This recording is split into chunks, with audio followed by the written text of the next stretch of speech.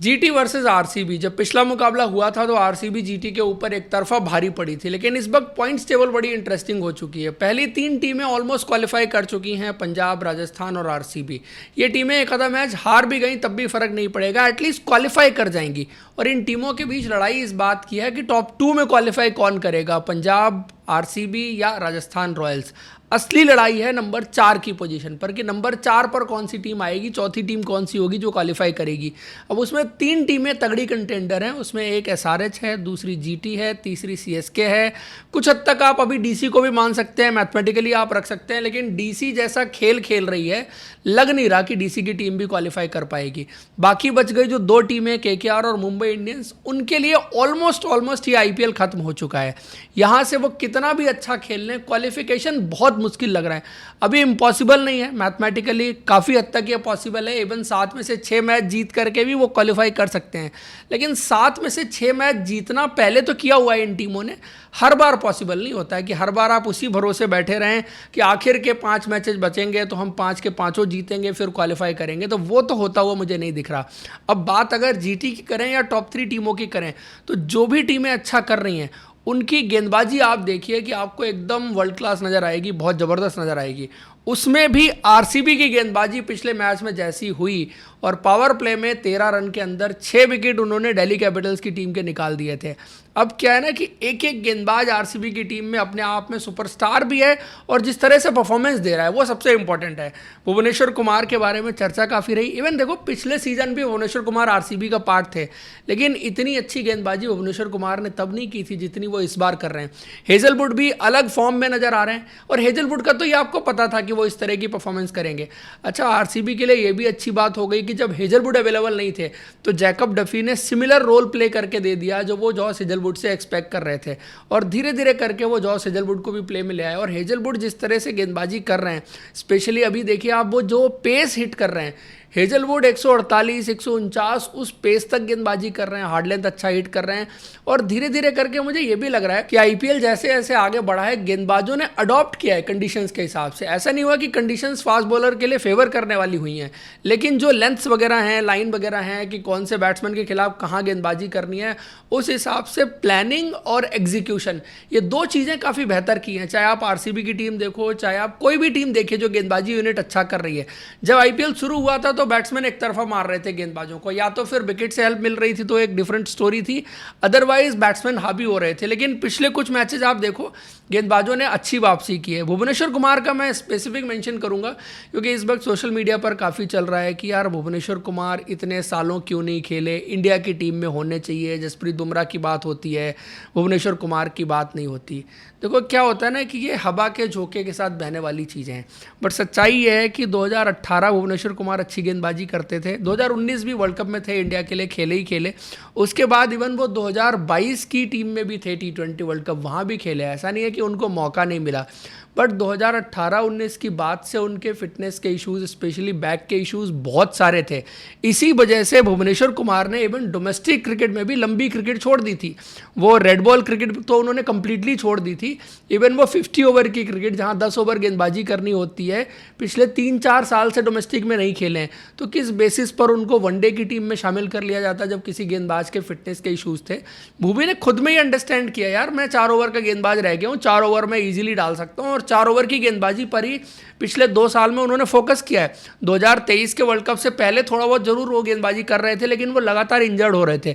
लेकिन जब 2023 का वर्ल्ड कप हो गया और उनको मौका नहीं मिला, तो उनको भी समझ में आ गया कि मेरी स्थिति क्या है, टीम को क्या जरूरत है और मुझे क्या चीज़ करनी चाहिए। वो 4 ओवर की गेंदबाजी पर पिछले 2 साल में उन्होंने फोकस किया है। चाहे आप यूपी T20 लीग देखिए, चाहे सैयद मुश्ताक अली ट्रॉफी के कुछ मैचेस देखिए, जितना भी उन्होंने खेला है, बीच में ज़्यादा खेले नहीं है, कम ही खेले हैं, तो उनका फोकस ही रहा है कि T20 क्रिकेट में मुझे गेंदबाजी करनी है और T20 क्रिकेट ही मुझे खेलनी है, वेदर वो आईपीएल हो या इंडिया के लिए हो। इंडिया के लिए तो खैर अभी और मौके बन सकते हैं T20 क्रिकेट में, बट वनडे क्रिकेट उन्होंने अपनी मर्जी से छोड़ा है। तो जो लोग अभी इस वक्त सवाल उठा रहे हैं ना कि वनडे क्रिकेट में भुवनेश्वर कुमार क्यों नहीं है, क्योंकि 10 ओवर गेंदबाजी करने में और 4 ओवर गेंदबाजी करने में जो बॉडी पे लोड आता है ना, उसमें बहुत अंतर होता है, बहुत बड़ा अंतर होता है।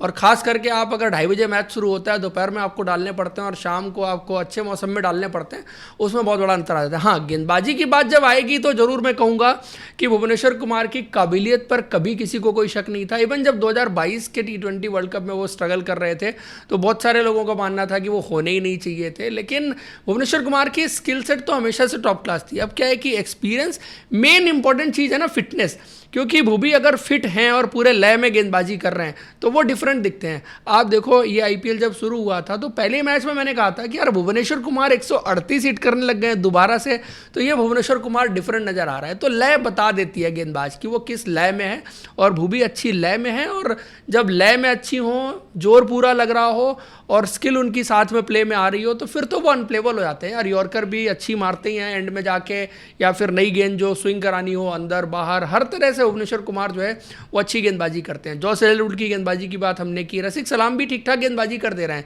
एक्चुअली रसिक सलाम को इनको खिलाना तो पिछले साल ही था, लेकिन ये शायद लेफ्ट आर्मर के चक्कर में यश दयाल को इन्होंने रसिक सलाम के ऊपर खिलाया, और यश दयाल ने डिसअपॉइंट भी नहीं किया था, वो ठीक ठाक परफॉर्मेंस दे रहे थे। बट रसिक सलाम आप देखो कि काफ़ी वर्सेटाइल गेंदबाज है, नई गेंद हो, पुरानी गेंद हो, या किसी भी स्टेज पर आप उनको गेंदबाजी कराइए, और जब से उनको कंटिन्यूअस मौके मिले हैं उन्होंने भी अच्छा किया है। आरसीबी के स्पिनर्स भी अच्छा कर रहे हैं, तो गेंदबाजी तो आरसीबी की एकदम टॉप नॉच नजर आ रही है। बट जीटी की टीम पिछले मैच में कुछ चेंजेस करके आई थी, जो हम बात कर रहे थे कि जीटी को मिडिल ऑर्डर की प्रॉब्लम एड्रेस करने के लिए कुछ ना कुछ करना पड़ेगा, लेकिन उन्होंने ऐसा डिसीजन ले लिया जो शायद मैं सोच नहीं रहा था। लेकिन ये अगर आप इन टोटल देखो तो बुरा डिसीजन भी नहीं है, क्योंकि कगिसो रबाडा को आप बाहर नहीं कर सकते थे। कगिसो रबाडा जिस तरह से गेंदबाजी कर रहे हैं इस वक्त आईपीएल में, आप टॉप फास्ट बॉलर्स अगर चुनेंगे तो उसमें कगिसो रबाडा को आपको जरूर रखना पड़ेगा। तो कगिसो रबाडा को तो बाहर किया ही नहीं जा सकता था इस तरह की गेंदबाजी करने के बाद।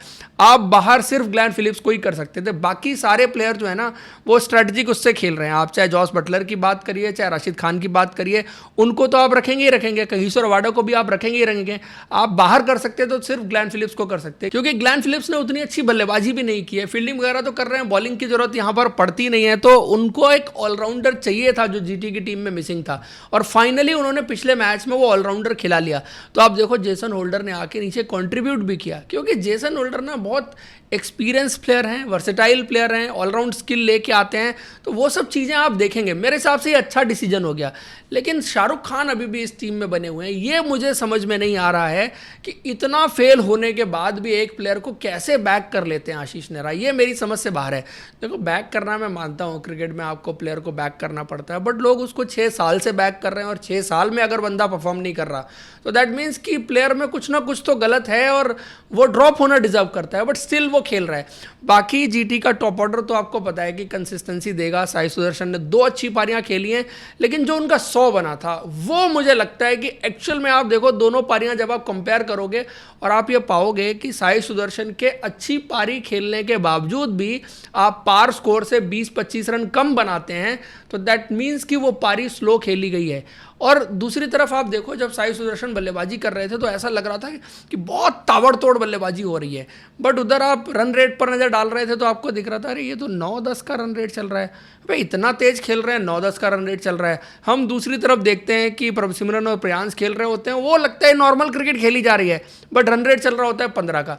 तो ये डिफरेंस होता है कि जो नेचुरल T20 प्लेयर हैं और जो थोड़ा सा कन्वेंशनल क्रिकेट खेलने वाले प्लेयर हैं, आपको कंसिस्टेंसी देंगे जो कि साई सुदर्शन ने दी है। अगली पारी में भी उन्होंने 70 रन की पारी खेल के दिखाई और मैच जिताया अपनी टीम के लिए। बट जब मुकाबला बड़ी टीम से होता है या बराबरी का होता है तो वहां पर दूध का दूध पानी का पानी हो जाता है कि आप T20 क्रिकेट में स्लो स्ट्राइक रेट से नहीं खेल सकते। उसी विकेट पर आपके स्ट्राइकर्स अगर खेल जाएं, अगर आपकी टीम में हैं, तो वो ज़्यादा रन स्कोर करके दे देंगे। डिफिकल्ट कंडीशंस में आपको क्वालिटी ऑफ बैटिंग की जरूरत होती है, बट जहां पर बॉल अच्छा आ रहा है, थ्रू द लाइन आप शॉट्स खेल सकते हैं, तो फिर वहां पर आपको तगड़े स्ट्राइक रेट से बल्लेबाजी करना बहुत इंपॉर्टेंट हो जाता है। तो वो साई सुदर्शन की बात हो गई, शुभमन गिल अच्छी बल्लेबाजी कर रहे हैं। अभी जीटी का टॉप ऑर्डर तो एकदम सही है, उसमें कोई प्रॉब्लम नहीं है। प्रॉब्लम एक्चुअल वही मिडिल ऑर्डर है जो हम बार बार बात करते रहे। अब जेसन होल्डर के आने से कितना इंप्रूवमेंट उसमें होगा, क्योंकि आपने ग्लेन फिलिप्स को ही बाहर निकाल दिया। आई थिंक एक और प्लेयर इनको चाहिए मिडिल ऑर्डर में। वो किसको खिला सकते हैं? मेरे हिसाब से कुमार कुशाग्रो को खिलाना चाहिए। सिर्फ एक मैच उनको मिला था और एक मैच में उनको ओपन करना पड़ा था। एक्चुअली वो नंबर 3 नंबर 4 की पोजीशन में खेलते हैं। खैर कोई भी नया बैट्समैन आता है उसको हर पोजीशन के लिए ओपन रहना चाहिए, उनको वहां भी परफॉर्म करना चाहिए था। बट जिस सिचुएशन में वो गेम मिला था, सामने बहुत बड़ा टोटल था कि शॉट्स खेलने ही खेलने थे, तो उस सिचुएशन में उनको बल्लेबाजी मिली थी। तो एक मिडिल ऑर्डर में और इंप्रूवमेंट शायद ये कर सकते हैं। बाकी मानव सुथार को खिलाया था उन्होंने पिछला मैच, और मानव मानव सुथार साई किशोर के ऊपर खेल गए। साई किशोर पिछले सीजन 19 विकेट लिए, कमाल की गेंदबाजी की। मैं तो समझ नहीं पा रहा हूँ कि क्या रीज़न है कि साई किशोर जैसा गेंदबाज जो है उसको मौके ही नहीं मिल रहे। जब वो 1-2 सीजन पहले थे टीम में तब भी उनको मौके नहीं मिल रहे थे, जब जरूरत पड़ी मौके मिले, परफॉर्मेंस दी, अब फिर से उनको मौके नहीं मिल रहे और मानव सुथार को साई किशोर के ऊपर खिला लिया। साई किशोर की गलती क्या है? क्या वो विकेट नहीं ले रहे या वो बल्लेबाजी नहीं कर सकते? क्या ऐसी चीज़ें वो नहीं कर सकते? मैंने साई को पिछले 2 साल में बल्लेबाजी पर भी बहुत काम करते हुए देखा है, चाहे वो TNPL हो चाहे डोमेस्टिक क्रिकेट हो, नीचे आके चौके छक्के लगाने की काबिलियत वो रखते हैं। अभी उन्होंने 80-90 रन की पारी खेली थी पिछले साल, उन्होंने सैयद मुश्ताक अली ट्रॉफी या TNPL में, मुझे पारी में मिस आउट कर रहा हूँ, कहीं पर उन्होंने खेली थी और ज़बरदस्त चौके छक्के लगाए थे। इवन रेड बॉल क्रिकेट में उन्होंने बड़ी बड़ी पारियाँ खेल दी हैं पिछले कुछ साल में। अगर सिर्फ यही कंपैरिजन हो रहा है कि मानव सुथार थोड़ी बल्लेबाजी कर सकते हैं और साई नहीं कर सकते, उस बात की बात करें, और फिर क्वालिटी ऑफ बॉलिंग में बहुत अंतर नहीं मानता, बट साई एक मजा हुआ T20 का गेंदबाज है। मानव सुथार अभी स्टिल वर्क इन प्रोग्रेस है in terms of T20 cricket. अगर आप देखो इस बार सैयद मुश्ताक अली ट्रॉफी में उन्होंने वो सिमिलर रोल लिया था जैसे हर्ष दुबे अपनी टीम के लिए नई गेंद से गेंदबाजी कर रहे थे, मानव सुथार भी कप्तानी कर रहे थे दूसरी तरफ और नई गेंद पकड़ते थे और शुरू में 4 ओवर डाल देते थे पावर प्ले, तो उस तरह से उनकी गेंदबाजी चल रही थी। बट यहाँ पर तो यूटिलाइजेशन थोड़ा सा डिफरेंट भी होगा, आपको मिडिल ओवर्स में, डेथ ओवर्स में भी गेंदबाजी करनी पड़ सकती है।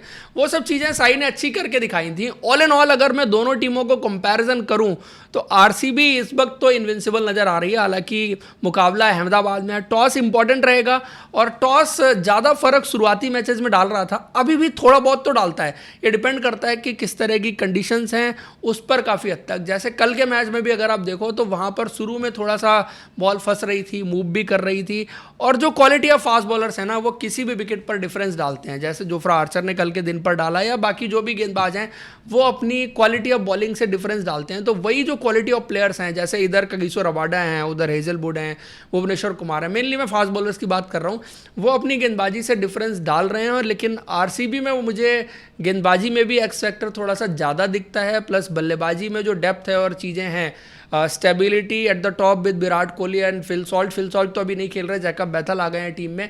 फिर नंबर 3 पर देवदत्त पाडिक्कल भी काफ़ी कंसिस्टेंट रहे हैं, at the same time destructive भी हैं।